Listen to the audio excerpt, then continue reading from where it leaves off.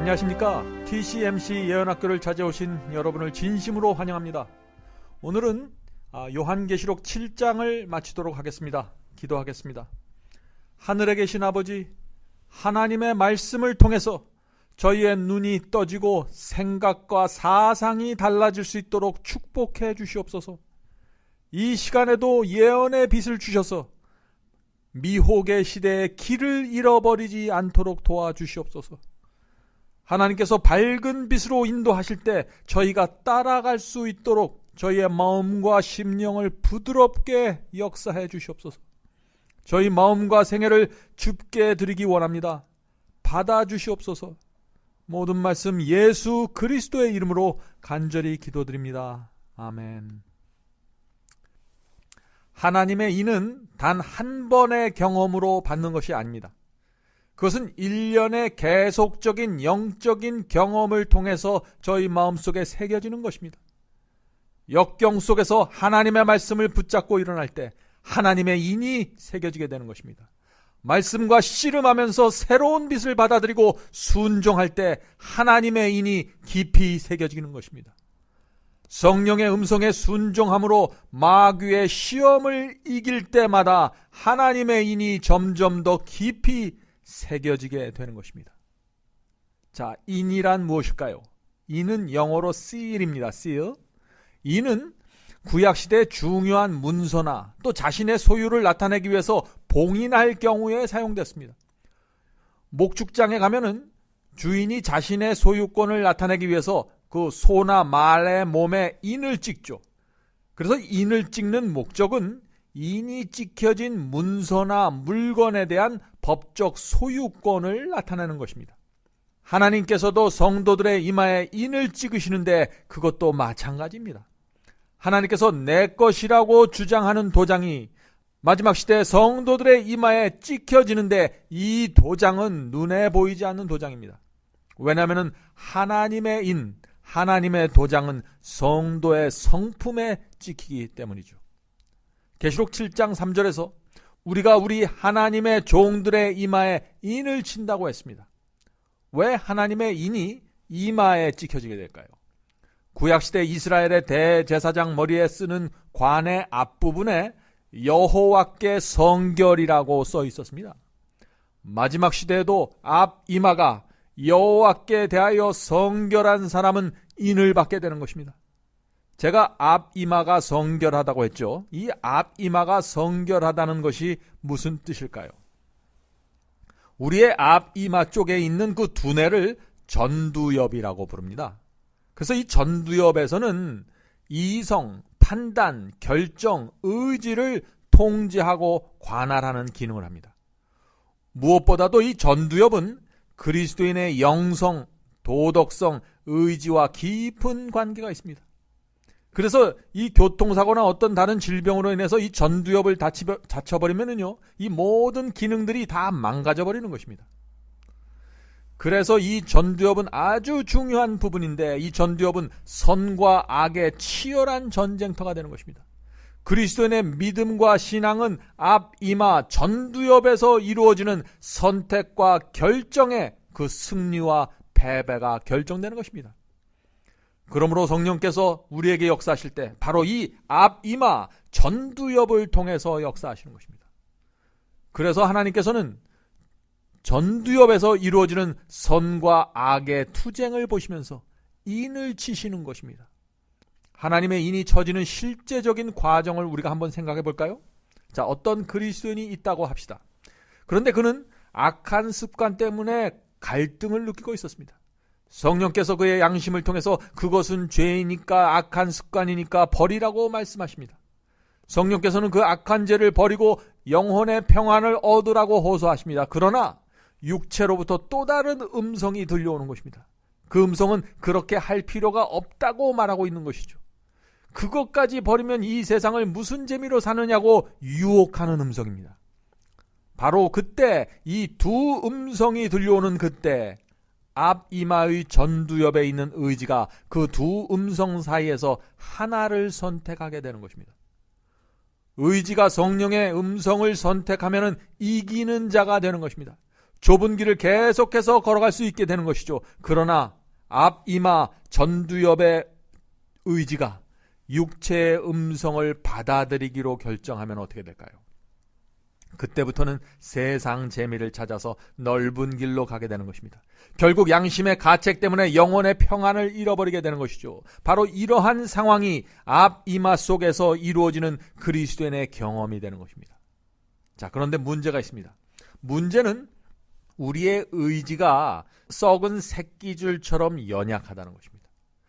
그래서 시험이 올 때 우리가 육체의 음성과 성령의 음성, 이 두 가지 음성을 들을 때 기도해야 하는 것입니다. 우리가 식사할 때 기도하고 잠잘 때 기도하지만 가장 기도가 필요로 할 때는 시험이 와서 유혹이 와서 우리가 두 음성을 듣고 있을 때 그때 기도해야 하는 것입니다. 기도를 통해서 하늘 성소에서 중보하시는 그리스도께 나가야 하는 것입니다. 그곳에서 육체의 정욕을 뿌리치고 성령의 음성을 붙잡을 수 있는 은혜를 달라고 주께 매달려야 하는 것입니다. 하늘의 거룩한 능력을 하늘 성소에서 받아야 되는 것입니다. 그것이 우리가 기도를 드린 목적이죠. 그래야 인침의 경험이 계속 진행되고 점점 더 깊어지게 되는 것입니다. 이 문제에 대해서는 제가 편집인 토크에 그리스도인의 굴복과 의지라는 말씀을 준비해 놓았습니다. 여러분들 시간이 있으실 때 꼭 들어보시길 제가 권해드립니다. 하나님께서 어떤 그리스도인의 앞 이마에 인을 쳤다는 것은 그 사람이 하나님의 말씀과 성령의 음성을 따르는 충성스러운 신앙을 가지고 있다는 뜻입니다. 비록 죄를 범했을지라도 그런 사람은 자신의 연약함을 더 크고 깊이 느끼기 때문에 죄를 범하기 이전보다 주님께 더 가까이 가고자 하게 되는 것입니다.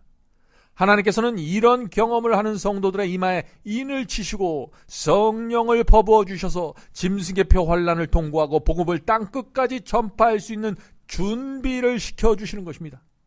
자, 이제 14만 4천인과 첫 열매에 대한 말씀을 살펴보겠습니다. 계시록 7장 9절입니다. 계시록 7장 9절.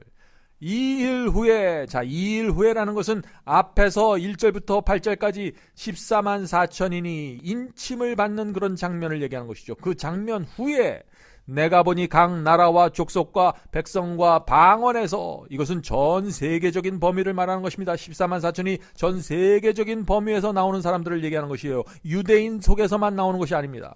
계속해서 읽어보죠. 아무래도 능히 셀 수 없는 큰 무리가 흰옷을 입고, 자, 이 큰 무리에는 14만 4천이 포함되어 있는 것인데 큰 무리가 흰옷을 입고 있다고 했습니다.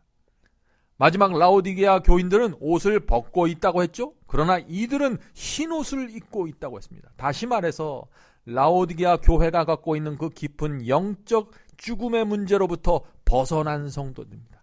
더 이상 옷을 벗고 다니지 않고 흰옷을 주께 받은 사람들입니다. 예수께로부터 3가지 치료제를 받은 성도들입니다. 그들은 그리스도의 의의 옷을 입고 있으며 하나님의 말씀에 순종하는 그런 열매 맺는 신앙을 가진 성도들입니다. 계속해서 읽겠습니다. 손에 종려 가지를 들고 보좌 앞과 어린 양 앞에 서서, 사도 요한은 14만 4천인의 숫자를 세워서 그들이 인을 받는 모습을 본 다음에 큰 무리의 사람들이 흰옷을 입고 서 있는 모습을 보았다고 했습니다. 다시 말해서 사도 요한은 14만 4천인이 하나님의 인을 받은 모습을 본 다음에 셀 수 없이 큰 무리를 보게 되는 것입니다.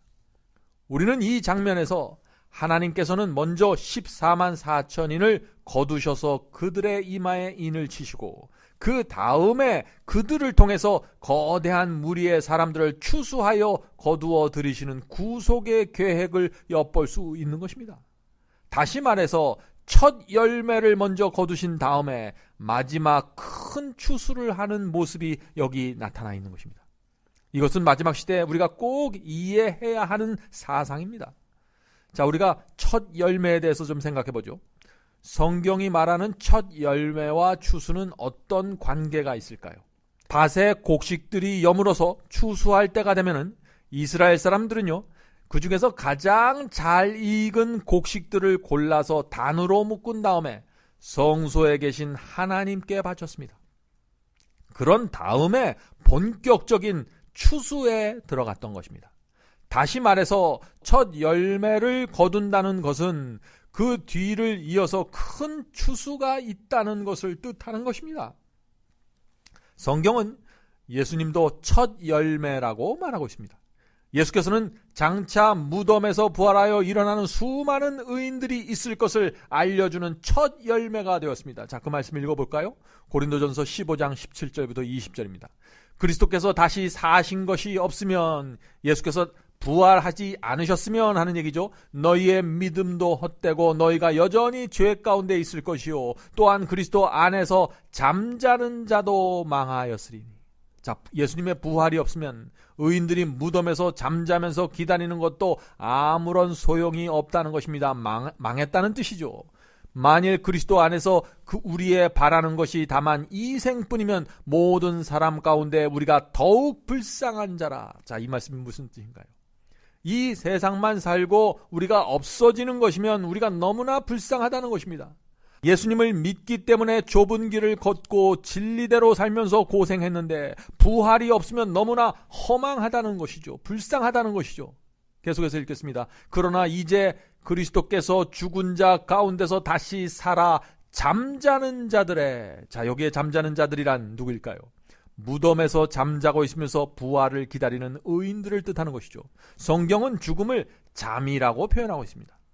왜냐하면 잠자는 자가 깨어날 때가 있죠. 그것처럼 죽은 자는 반드시 깨어난다는 것입니다. 부활할 때가 있다는 것입니다.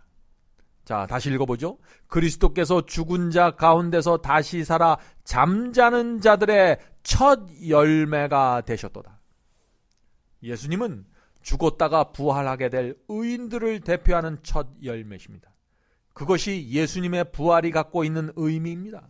예수께서 부활의 첫 열매가 된다는 것은 무슨 말인가요? 장차 부활하게 될 수많은 의인들이 있다는 것을 뜻하는 것이죠. 이와 마찬가지로 14만 4천인이 첫 열매가 된다는 것은 장차 짐승의 표 환란 때 바벨론으로부터 수많은 사람들이 추수될 것이라는 사실을 말해주고 있는 것입니다.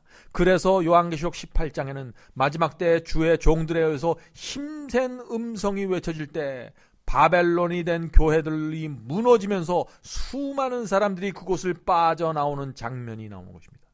자, 바벨론은 이 장면에 나오는 순서와 내용 그대로 앞으로 무너지게 될 것입니다. 이 말씀은 굉장히 중요한 말씀입니다. 이 말씀을 네 개의 부분으로 나눠서 제가 자세히 살펴보도록 하겠습니다. 계시록 18장 2절부터 4절까지의 말씀을 읽겠습니다. 자, 첫 번째 단계는요, 힘센 음성으로 외쳐 가로되 무너졌도다 무너졌도다 큰 성 바벨론이요. 자, 이것이 첫 번째 장면입니다. 첫 번째 장면은 바벨론이 무너지는 장면입니다. 힘센 음성에 의해서 무너지는 것입니다. 이 힘센 음성이 바로 14만 4천인이 외치는 복음의 기별을 얘기하는 것이죠. 계시록에 나오는 바벨론은 영적 바벨론입니다. 이것을 고대 바벨론이라고 해석할 수 없죠. 왜냐하면 고대 바벨론은 수천 년 전에 이미 사라져버리고 없어졌기 때문이죠. 마지막 시대에 나오는 이 계시록의 바벨론은 고대 바벨론이 아니라 영적인 바벨론입니다. 영적 바벨론이 된 교회들이 무너지게 된다는 것입니다. 사도 요한은 두 번째 이어지는 장면에서 바벨론의 그 참담한 모습을 보여주는 것입니다. 자, 바벨론의 모습이 이렇습니다.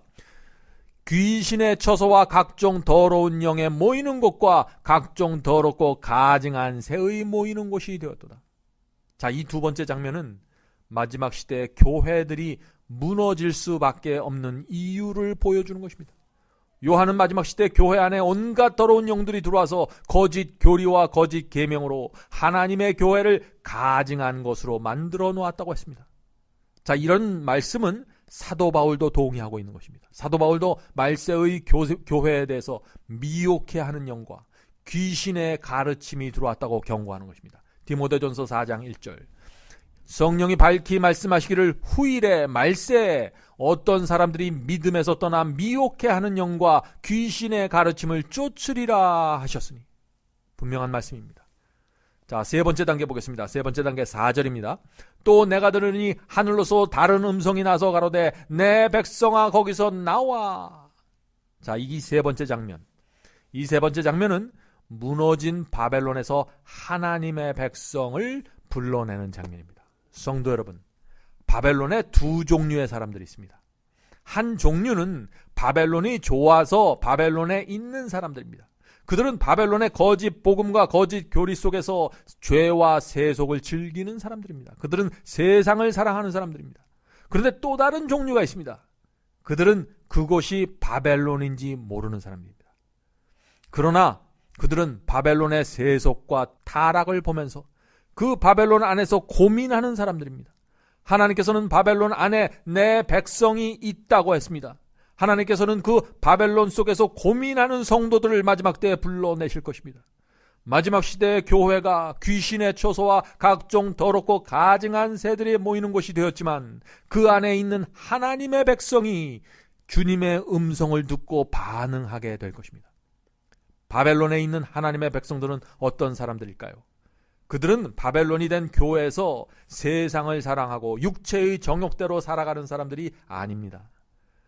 예수를 영접하면 무조건 구원받는다고 말하면서 마음대로 죄를 범하고 즐기면서 사는 사람들이 아닙니다. 그들은 비록 바벨론 안에 있지만 바벨론이 된 교회의 타락과 부패를 보면서 마음 깊이 탄식하는 양심적인 그리스도인들이 있는 것입니다. 믿기만 하면 구원받고 한번 예수를 영접하면 구원받는 것으로 알았는데 그 거짓 복음이 진짜인 줄 알고 따라왔지만 그 마음속에 항상 이것은 아닌데 뭔가 좀 이상한데 라는 고민을 갖고 있었던 사람들입니다. 마지막 시대에 하나님께서 당신의 종들을 통해서 그들을 불러내실 때 하나님의 말씀에 충성하기 소원하는 성도들은 바벨론을 그래서 떠나게 되는 것입니다. 바벨론의 사상과 바벨론의 교리와 바벨론의 정신과 삶으로부터 떠나는 것이 바로 바벨론을 떠나는 것입니다. 바벨론에 있는 하나님의 백성이 바벨론을 떠나면 어디로 가게 될까요? 고대 바벨론의 포로에서 해방된 하나님의 백성들이 그때 어디로 갔습니까? 이스라엘 예루살렘으로 갔습니다. 마지막 때도 마찬가지입니다. 바벨론을 떠나는 성도들은 마지막 시대의 영적 이스라엘에 동참하게 될 것입니다. 성도 여러분, 바벨론을 떠나지 않으면 결코 마지막 시대의 영적 이스라엘이 될 수 없는 것입니다. 자, 그런데 누가 바벨론 속에 있는 하나님의 백성들을 불러내게 될까요? 이 질문은 매우 중요한 질문입니다. 첫 열매인 14만 4천인이 바벨론에 있는 하나님의 백성들을 끄집어내는 일을 하게 되는 것입니다. 마지막 시대에 그 위대한 일을 하기 위해서 하나님께서 먼저 마지막 시대의 영적 이스라엘에게 인을 치시고 첫 열매로 거두어 들이시는 것입니다. 그러므로 먼저 첫 열매로 거둠을 받은 14만 4천인이 바벨론을 향해서 크게 외치면은 바벨론 속에서 헤아릴 수 없는 많은 영혼들이 추수되는 것입니다. 그것이 마지막 장면입니다. 이것이 마지막 시대의 복음이 땅끝까지 전파되는 모습이고 과정이 되는 것입니다. 그 마지막 추수가 이루어지려면 바벨론을 향해서 하나님의 예언과 진리를 정확하게 보여주면서 바벨론의 거짓 복음과 거짓 교리와 그들의 죄가 무엇인지 정확하게 집어서 말해줄 수 있는 하나님의 종들이 준비되어야 하는 것입니다. 그래야만 큰 성 바벨론의 권세와 기만에 눌려있던 하나님의 백성들이 진리의 줄을 붙잡고 빠져나올 수 있게 되는 것입니다. 자, 네 번째 장면 보겠습니다. 네 번째 장면은 그의 죄에 참여하지 말고 그의 재앙들을 본받지 말라. 여기서 재앙들은 7재앙을 얘기하는 것이죠. 마지막 시대에 반드시 바벨론에서 빠져나와야 하는 이유가 또 여기에 있습니다. 하나님의 천사들이 지구에 7재앙을 퍼부을 때 그 재앙을 받지 않으려면 바벨론을 떠나야 하는 것입니다. 남아있는 자는 모두 7재앙을 받게 된다는 것이 요한계시록이 말해주는 것입니다. 사랑하는 성도 여러분, 요한계시록에 나오는 바벨론은 하나님을 믿지 않는 세상 사람들을 말하는 것이 아닙니다. 계시록이 말하는 바벨론은 중세기 작은 뿔이 만들어 놓은 거짓 교리와 거짓 계명을 받아들여서 그것을 가르치는 교회들을 말하는 것입니다. 작은 뿔의 교리와 가르침을 받아들이는 교회들은 취하게 하는 포도주를 성도들에게 나눠주기 때문에 하나님께서 그런 교회들을 바벨론이라고 부르는 것입니다.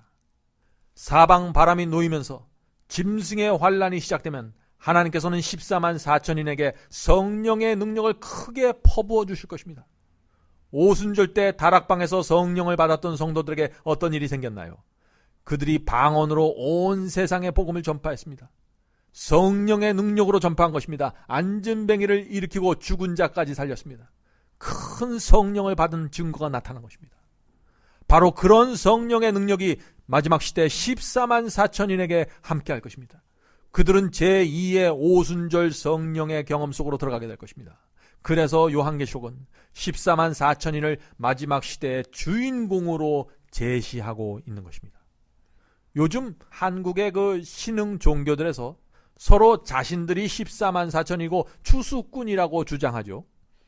14만 4천인은 여기에서 우리가 보는 것처럼 각 나라와 족속과 백성과 방언에서 나오는 것입니다. 큰 그 흰 옷 입은 무리도 이렇게 전 세계적으로 나오는 무리입니다. 어느 특별한 집단과 지역에서 나오는 사람들이 아니죠. 여기에 오해가 없으시길 바랍니다. 자, 이제 계시록 7장 10절부터 12절 보겠습니다. 큰 소리로 외쳐 가로되 구원하심이 보좌에 앉으신 우리 하나님과 어린 양에게 있도다 하니. 11절입니다. 모든 천사가 보좌와 장로들과 내 생물의 주위에 섰다가 보좌 앞에 엎드려 얼굴을 대고 하나님께 경배하여 가로되 아멘. 찬송과 영광과 지혜와 감사와 존귀와 능력과 힘이 우리 하나님께 세세토록 있을지어다. 아멘 하더라. 자, 이 장면이 어떤 장면입니까? 흰 옷 입은 큰 무리가 우리가 구원받은 것은 전적으로 하나님과 어린 양 그리스도의 은혜이다 라고 외치는 것입니다. 그렇게 외치자 천사들과 24장로들과 내 생물이 하나님께 영광을 돌리는 장면입니다. 자, 그런데 24장로 중에 한 사람이 요한에게 이 흰 옷 입은 큰 무리가 누구이며 어디서 왔는지 아냐고 묻는 장면이 나옵니다. 그런데 요한이 잘 모른다고 대답하자 그 장로가 그들은 큰 환난에서 나오는 성도들이라고 대답합니다. 우리가 그 장면을 지금 읽어보겠습니다. 계시록 7장 13절부터 17절입니다. 장로 중에 하나가 응답하여 내게 이르되 이 흰옷 입은 자들이, 여기서 흰옷 입은 자들은 우리가 앞에서 살펴본 대로 14만 4천인에 의해서 추수된 큰 무리를 말하는 것이죠. 이 흰옷 입은 자들이 누구며 또 어디서 왔느뇨? 내가 가로되 요한이 가로되 내 주여 당신이 알리이다 하니 그가, 이 24장로 중에 한 사람이죠. 그가 나더러 이르되 이는 큰 환난에서 나오는 자들이대. 분명하죠. 이 흰옷 입은 자들은 큰 환난, 짐승의 표 환난에서 나오는 사람들입니다. 어디서요? 바벨론에서부터 나오는 사람들. 자, 장로가 설명하는 것입니다. 흰옷 입은 자들은 큰 환난에서 나온다고 했습니다. 사방 바람이 놓여진 다음에 큰 환란이 오는데 그 환란을 무슨 환란이라고 했죠? 짐승의 표 환란이라고 했습니다. 그러므로 셀 수 없이 많은 이 흰옷 입은 무리는 짐승의 표 환란을 통과하고 나오는 성도들입니다.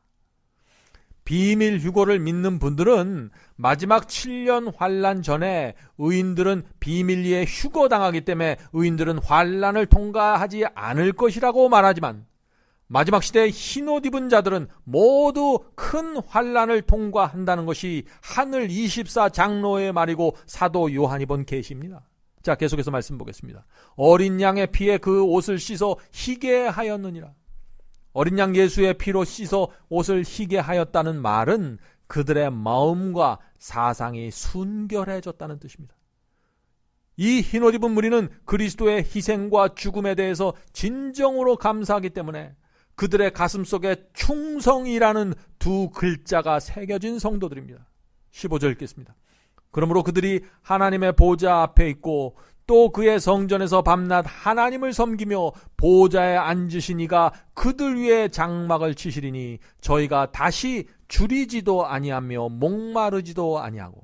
자, 여기 다시 줄이지도 않고 목마르지도 않다고 했죠. 이 표현은 짐승의 표 환란 때 이 흰옷 입은 무리들이 배고픔과 목마름을 겪었다는 뜻입니다. 왜냐하면 다시라고 했으니까, 다시 줄이지도 않고 다시 목마르지도 않다고 했으니까 말이죠. 자, 16절 보겠습니다. 해나, 태양을 얘기하는 것입니다. 해나 아무 뜨거운 기운에 상하지 아니할지니. 자, 이 말씀에서 흰옷 입은 성도들은 태양이나 뜨거운 기운에 상하지 않겠다고 했습니다. 자, 이 말씀이 무슨 뜻일까요? 그들이 7재앙, 7재앙을 피하게 된다는 뜻입니다. 7재앙 중에 4째 재앙이 무엇입니까? 태양이 사람의 피부를 태우는 재앙이죠. 계시록 16장 8절 9절에 그 말씀이 있습니다. 4째가 그 대접을 해에 쏟음에 해가 권세를 받아 불로 사람들을 태우니 사람들이 크게 태움에 태워진지라.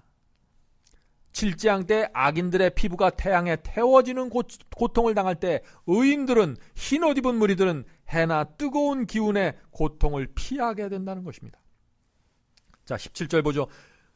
이는 보좌 가운데 계신 어린 양이 저희의 목자가 되사 생명수 샘으로 인도하시고 하나님께서 저희 눈에서 모든 눈물을 씻어 주실 것입니다. 예수께서 지구 역사의 마지막 큰 환난을 통과하는 성도들을 하늘 생명수 샘으로 인도해서 그동안의 고생을 위로해 주시는 장면입니다. 이 땅에서 그들이 큰 환난, 짐승의 환난을 통과하면서 겪었던 그 고통에 대한 위로를 해 주시는 장면인 것입니다. 하나님께서 그래서 그들의 눈물을 씻겨 주실 것이라고 말씀한 것입니다. 자, 지금까지 살펴본 것처럼 계시록 7장의 흰옷 입은 자들은 틀림없이 큰 환난을 통과한 자들입니다. 개국 이래로 없던 환난을 통과하는 성도들이라고 이 다니엘서는 그래서 말하고 있는 것입니다. 다니엘서 12장 그 말씀 아시죠? 다니엘서 12장 1절입니다. 그때라는 것은 마지막 짐승의 환난을 얘기하는 것이죠. 그때 내 민족을 호위하는 대군 미가엘이 일어날 것이요. 예수님이 일어난다는 것입니다. 또 환난이 있으리니 이는 개국 이래로 그때까지 없었던 환난일 것이며 역사가 시작된 이후 최대 환난이라고 지금 말하는 것입니다. 그때 내 백성 중 무릇 책에 기록된 모든 자가, 여기서 책은 생명책을 얘기하는 것이죠. 책에 기록된 모든 자가 구원을 얻을 것이라. 여기에 나오는 생명책에 기록된 모든 자, 그리고 우리가 계시록 7장에서 본 큰 환난에서 나오는 흰옷 입은 성도들, 이 두 무리는 동일한 사람들입니다. 예수께서는 마태복음 24장에서 마지막 시대의 큰 환난에 대해서 이렇게 설명하고 있습니다. 마태복음 24장 9절부터 10절입니다. 그때 사람들이 너희를 환난에 넘겨 죽였으며 너희를 죽이리니 너희가 내 이름을 위하여 모든 민족에게, 전 세계적인 환난이죠, 모든 민족에게 미움을 받으리라. 그때 많은 사람이 시험에 빠져 서로 잡아주고 서로 미워하겠으며. 자, 다니엘서, 요한계시록, 그리고 지금 읽은 예수 그리스도의 말씀까지 모두 마지막 시대에 큰 환난이 세계적으로 일어날 것을 말하고 있는 것입니다. 예언을 믿으셔야 합니다. 여러분께서 정말 이 예언 14만 4천인과 큰 환난에 대한 예언을 믿는다면 지금 이마에 하나님의 인을 받는 성도가 되기 위해서 기도하게 될 것입니다. 오늘날 기독교에 14만 4천인에 대한 몇 가지 해석이 있습니다. 그러나 이 시대를 살아가는 성도들이 사방 바람이 놓여지기 전에 인침을 받고 14만 4천인이 가져야 될 그 의의 경험으로 들어가야 한다는 사실은 어떤 해석도 움직일 수 없는 가르침인 것입니다. 중요한 것은 사방 바람이 놓여지기 전에 인침을 받는 경험 속으로 들어가야 한다는 것입니다. 사랑하는 성도 여러분, 우리 모두 마지막 시대에 인침을 받고 14만 4천이 되기 위해서 최선을 다하게 되기를 바랍니다. 그것이 마지막 시대 성도들을 위한 하나님의 뜻이고 열망입니다. 왜냐하면 14만 4천인이 준비되어야만 하나님께서 마지막 복음 사업을 마치시고 예수께서 재강림하실 수 있기 때문에 그런 것입니다. 얼마나 중요한 가르침입니까? 이제 요한계시록 7장을 마치면서 우리가 그동안 살펴본 마지막 시대의 사건들의 그 순서와 내용을 짧게 좀 정리해보는 시간을 갖도록 하겠습니다. 계시록 6장에서 6째 인이 떼어질 때 큰 지진과 해와 달과 별의 징조가 있었습니다. 그때부터 마지막 시대가 시작되었고 예수께서 준비하시는 준비 과정이 시작된 것입니다. 말세가 시작되는 첫 번째 단계는요, 예수께서 재림하실 때가 가까이 오면 올수록 하늘과 땅과 바다에서 재림의 징조들이 나타나는 것입니다. 재난의 주기가 점점 짧아진다고 했습니다. 그 크기가 점점 더 커질 것이라고 제가 말씀드렸죠. 자, 두 번째 단계는 무엇인가? 재림의 징조들이 이런 패턴으로 나타나게 되면은 성도들의 경험도 점점 더 분명해지게 되는 것입니다. 열처녀의 비유에 나오는 그 슬기로운 처녀의 경험 속으로 우리가 들어가야 되는 것입니다.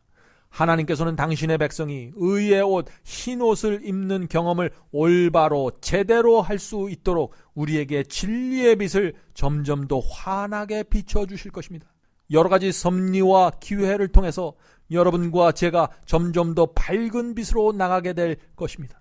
중세기 암흑시대 동안 회파되었던 진리와 계명이 회복되게 될 것입니다. 무너진 진리가 회복될 것입니다. 우리의 삶과 신앙 속에서 말이죠.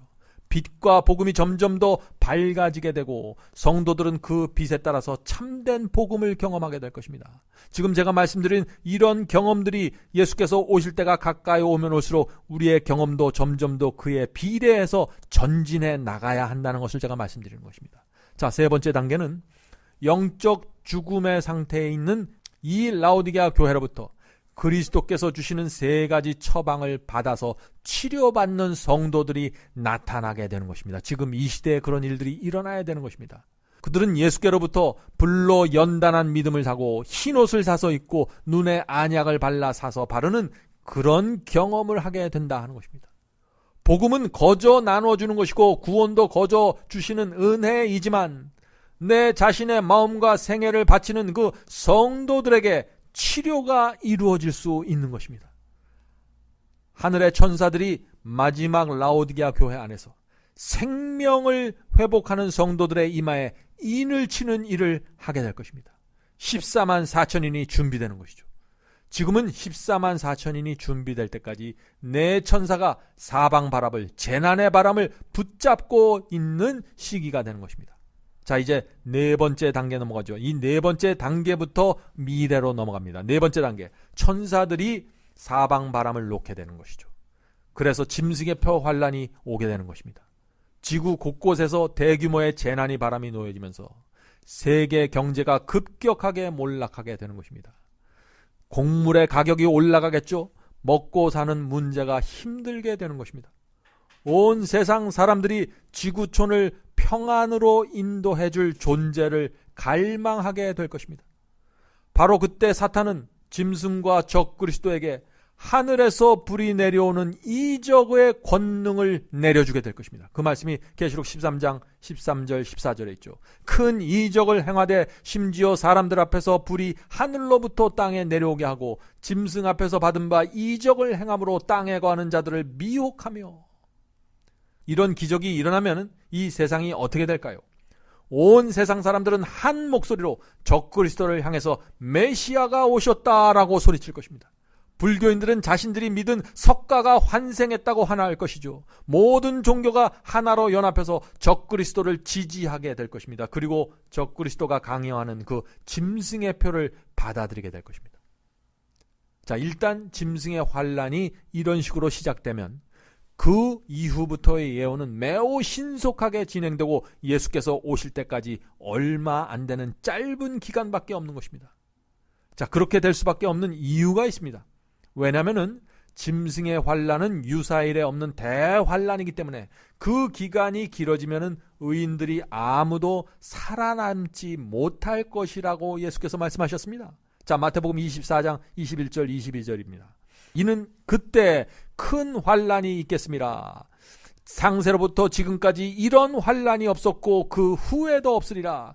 엄청난 마지막 대환란을 얘기하는 것입니다. 그 날들을 감하지 아니할 것 같으면 모든 육체가 구원을 얻지 못할 것이나 그러나 택하신 자들을 위하여 그 날들을 감하시리라. 얼마나 감사한 말씀입니까? 짐승의 표 환란부터 예수께서 재림하실 때까지의 기간은 긴 기간이 아니라는 것입니다. 예수께서 그 기간을 감해 주실 것이라고 말씀하셨습니다. 자, 다섯째 단계 넘어가 보죠. 다섯째 단계는 사탄이 짐승의 환란을 몰고 오면은 하나님께서도 그에 대한 응전으로서 인침을 받은 성도들에게 큰 성령의 능력을 퍼부어 주십니다. 초대교회 오순절 성령의 역사가 임함으로 복음이 짧은 시간 안에 능력 있게 세상에 전파되었던 것처럼 그런 일이 마지막 시대에 다시 있게 되는 것입니다. 오순절 성령 때 하루에 수천 명씩 회개하는 역사가 사도행전에 기록되고 있죠. 그것이 이루어지는 것입니다. 마지막 때에도 제2의 오순절 성령의 역사가 하나님의 인을 받은 14만 4천에게 임하게 될 것입니다.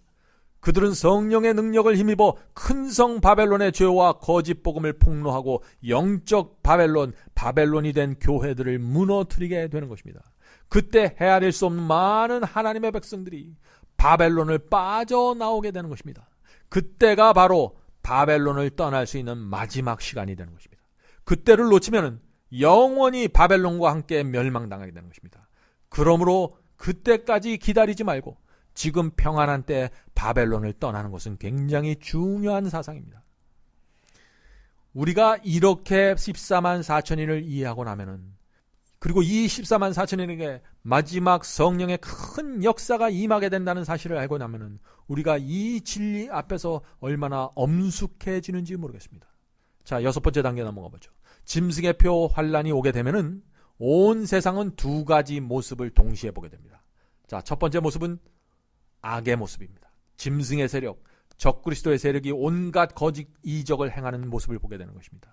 짐승의 세력이 하늘에서 불이 내려오게 하는 그 이적을 보게 되는 것입니다. 그런 이적들을 보면서 온 세상이 짐승을 따르는 모습을 보게 되는 것입니다. 그러나 동시에 짐승이 수많은 사람들을 죽이고 감옥에 보내고 먹고 사는 일을 억압하고 핍박하는 모습을 보게 될 것입니다. 기적과 잔혹한 핍박을 동시에 보게 될 것입니다. 자, 또 두 번째 모습은 뭐냐면요, 의의 모습을 온 세상이 보게 되는 것입니다. 온 세상은 14만 4천인에게서 나오는 그리스도의 성품과 은혜를 보게 될 것입니다. 복음으로 변화된 14만 4천인에게서 세상은 어린 양 예수의 모습을 바라보게 될 것입니다. 14만 4천인은 적그리스도와 짐승의 정체를 밝히고 바벨론을 떠나라고 호소하게 될 것입니다. 그때 이 두 가지 모습을 보면서 이 두 가지 세력에서 나오는 복음과 가르침을 들으면서 온 세상 사람들은 둘 중 하나를 선택하게 되는 것입니다. 죄의 잔이 넘치는 악의 모습을 보고 다른 쪽에서는 의인들의 거룩한 성품과 신앙을 보게 되는 것입니다. 두 모습 중에 한쪽을 택하는 것입니다. 짐승의 표를 받든지 거절하게 되는 것입니다. 14만 4천인이 전하는 복음과 진리를 받든지 아니면은 짐승이 전하는 거짓 복음과 거짓 계명을 받는 것입니다. 둘 중 하나를 선택하게 되는 것입니다. 그래서 결국 바벨론에 남아 있든지 빠져나오든지 각자가 선택하게 되는 것입니다. 온 세상 사람들이 각자의 운명을 스스로 결정하게 된다는 것입니다. 바로 이것이 마지막 때 복음이 땅끝까지 전파되는 과정이 되는 것입니다. 모든 사람이 누구의 편에 설 것인가를 결정할 수밖에 없는 것입니다. 지구에 주어진 은혜의 시간이 그때 최종적으로 맞춰지게 되는 것입니다. 하늘 성소에서도 심판이 끝나겠죠.